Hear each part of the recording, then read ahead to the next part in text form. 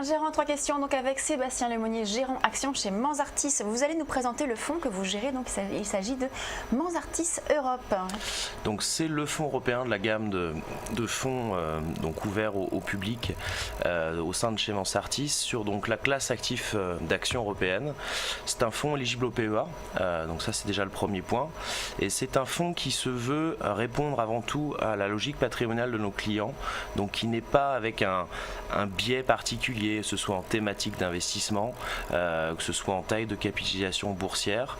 C'est un fonds carte blanche qui permet justement de traverser les cycles, de traverser les périodes difficiles et les périodes plus difficiles.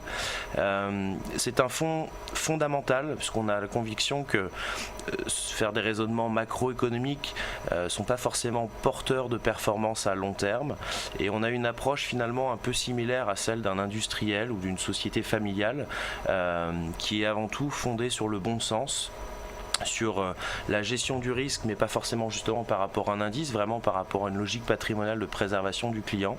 Donc on met vraiment en avant les fondamentaux des sociétés quand on regarde des cas d'investissement et l'approche de valorisation pour permettre suffisamment de marge de sécurité pour préserver à la fois le capital de nos porteurs de parts et aussi pouvoir délivrer de la performance à long terme. Donc cette stratégie top-down, vous allez d'abord bottom-up, pardon, j'avais une chance sur deux. on part du bas, c'est-à-dire on part de la société et puis on regarde l'environnement. Alors ça ne veut pas dire qu'on ne regarde pas du tout la macro, mais pour nous c'est pas un catalyseur d'investissement, c'est plutôt quelque chose qu'on va regarder ensuite après. Voilà, c'est ça, on va plutôt regarder ça en termes de gestion ou d'analyse du risque qui peut peser éventuellement sur la société. L'environnement justement de ces valeurs, ça représente combien d'actifs que vous surveillez? Alors l'univers est très large, je crois qu'en Europe on a à peu près plus de 8000 valeurs qui sont cotées, surtout en plus Mansartis Europe est un fonds généraliste, donc qui peut investir à la fois dans des petites capitalisations boursières mais aussi dans des grandes capitalisations boursières. Aujourd'hui on a d'ailleurs un vrai équilibre entre ces deux segments de marché. Heureusement on a des filtres qui sont à la fois quantitatifs, donc c'est tout simplement de privilégier des sociétés qui ont des retours sur capitaux employés de qualité tout au long du cycle, des générations de free cash flow, puisque c'est ce qui fait la valeur d'une entreprise et c'est ce qui fait aussi que une société peut payer des dividendes à ses actionnaires. Donc ça c'est des critères qu'on regarde. On n'aime pas trop les sociétés trop endettées, ça c'est quelque chose de structurel, parfois c'est d'ailleurs pas la mode, mais on est vraiment discipliné sur nos convictions et donc on s'y tient. Et puis il y a aussi les filtres du gérant. En termes de qualitatif, et c'est vrai que sur cette approche qui pour moi doit répondre à une logique patrimoniale, je trouve que le premier critère que tout investisseur doit avoir, au-delà d'un indice boursier qui à mon sens ne fait pas vraiment de sens dans une gestion, c'est tout simplement d'investir dans ce que j'arrive à comprendre en tant que gérant, une société sur laquelle je ne suis pas à l'aise pour comprendre la stratégie ou même les fondamentaux, comment est-ce que je pourrais être capable en fait de la valoriser. Donc c'est vraiment cette approche de bon sens, de bon père de famille finalement, qu'on essaye de mettre en œuvre, mais avec un travail très poussé d'analyse financière, avec beaucoup de rencontres avec les sociétés. Je dois rencontrer à peu près 600-700 sociétés, et puis des synergies aussi, puisqu'on a une gamme avec d'autres fonds comme Mansartis Amérique, Mansartis Asie, Mansartis Japon, donc avec aussi des gérants sur ces classes d'actifs. Et quand aujourd'hui je regarde une société européenne, j'ai la chance de pouvoir discuter avec mes collègues gérants qui eux éventuellement regardent un comparable ou un concurrent, avec aussi des logiques de marché qui peuvent être différentes, parce que la psychologie d'un investisseur asiatique ou américaine peut être différente de celle de l'Europe.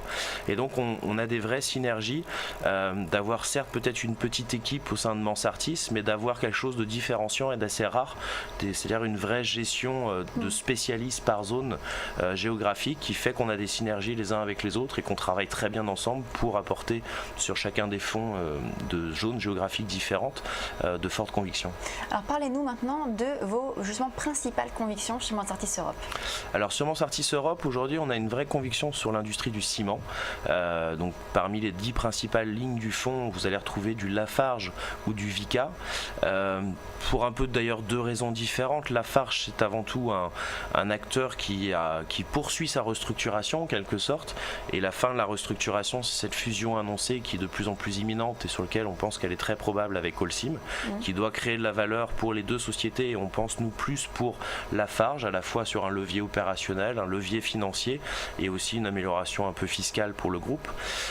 Vicat c'est un cas un petit peu différent, parce que s'il y a un seul et bon unique acteur dans cette industrie avec une vraie rationalité dans l'allocation des capitaux, c'est sans doute Vicat. où justement on a depuis des années un management qui est capable d'investir en bas de cycle et de ne surtout pas surinvestir en haut de cycle, ce qui a été le cas de la plupart des acteurs. On se rappelle quand justement Lafarge avait acheté Orascom en 2007. Vicat c'est l'inverse, et Vicat justement ces 5 dernières années a dépensé beaucoup d'argent, ce qui a impacté ses free cash flow, mais a dépensé beaucoup d'argent sur des zones émergentes. Donc aujourd'hui est en train de changer son modèle qui était plutôt très pays mature à 2/3 de sa production qui est dans des pays émergents, et puis avec justement des potentiels de levier opérationnel importants, comme c'est le cas en Inde où ils ont dépensé beaucoup d'argent. Les capex aujourd'hui sont derrière nous, et donc tout ce qui va être produit va être du free cash flow. Et puis des situations particulières sur certains pays comme au Kazakhstan où ils ont quasiment un monopole ou duopole, ce qui leur permet à la fois des bons volumes quand l'environnement de marché est bon, mais surtout des bons prix. Et donc c'est ce qu'on aime bien dans la discipline d'investissement du management de Vicat.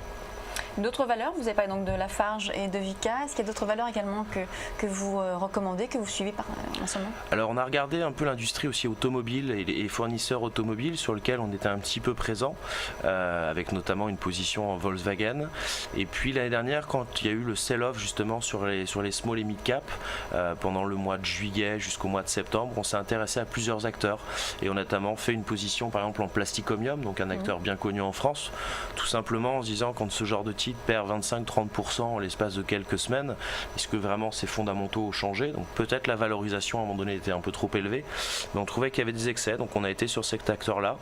On a été aussi sur un acteur comme IMA, une société italienne qui a une partie essentielle de son business qui est de produire les machines qui permettent de faire les sachets de thé. C'est quand même une activité où ils ont 90% de part de marché dans le monde. Ils font aussi des machines qui permettent de produire du packaging sur maintenant la partie alimentaire, sur des produits pharmaceutiques. Donc c'est un acteur qui a à peu près connu les mêmes déboires boursiers que Plasticomium en perdant 30-40% justement suite à ce sell-off. Donc on est rentré dedans prudemment, et donc à la différence de Plasticomium qu'on a toujours en portefeuille, on a allégé par contre et récemment vendu IMA parce que justement on était revenu au même niveau de valorisation qu'il y a peu de temps. Ce qui montre aussi parfois aujourd'hui dans cette complexité d'environnement, le fait d'avoir un besoin d'être pragmatique, d'avoir des règles qui à mon avis sont plus des règles de gestion de bon sens plutôt que de gérer par rapport à un indice. Et puis là c'était marqué dans les principales contributions, ce que je voyais sur votre écran, on a fait aussi une position en target, donc on est en train de commencer à constituer, parce qu'on constitue les positions et on sort les positions progressivement. Target c'est un acteur donc de qualité qui fait tous les systèmes de sol en fait, à la fois résidentiel et non résidentiel, qui souffre énormément boursièrement aujourd'hui de la Russie, puisque jusqu'à l'année dernière la Russie c'était quasiment 40% des profits, et un petit peu aussi l'histoire pour les investisseurs quand la société s'est introduite en bourse. Aujourd'hui on pense que le marché a vraiment valorisé le pire. On a même essayé de travailler sur la valorisation en mettant la Russie à zéro, sachant qu'en Russie ils ont quand même 50% de part de marché, avec comme vrai avantage compétitif d'être le seul acteur à produire localement. Donc on pense que la Russie c'est pas un marché sur lequel ils sortiront et qui vaudra zéro, mais surtout on pense que la situation difficile leur permet aussi de mettre en œuvre leur avantage compétitif et de gagner des parts de marché. Donc on est très à l'aise sur cette société. Merci beaucoup Sébastien Lemonnier, donc gérant du fonds Manzartis Europe. On va marquer une pause et on se retrouve dans quelques instants pour le débat de Direct Gestion.